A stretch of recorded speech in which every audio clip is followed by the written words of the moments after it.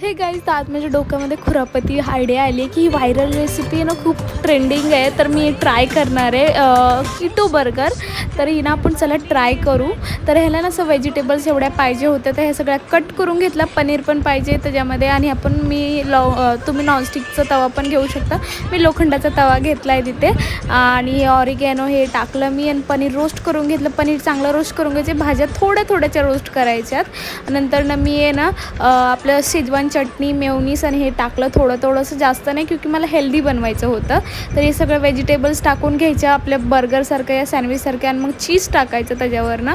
थोडंसं शेवटी टाकायचं असलं तर टाका. मी ना एकाच बर्गरवर टाकले, 2 केले होते. जसं व्हिडिओमध्ये तसं बनवलं आहे, तसं बनवलं आहे मी पूर्ण, आणि वरतून गार्निशिंग केलं. आणि हे बघा असा दिसत होतं बर्गर, आणि खायला एकदम टेस्टी होता. पण जे हेल्दी खात असतील जिमसाठी, तर त्यांच्यासाठी हा बेस्ट बर्गर आहे. भेटू नेक्स्ट व्हिडिओमध्ये. बाय.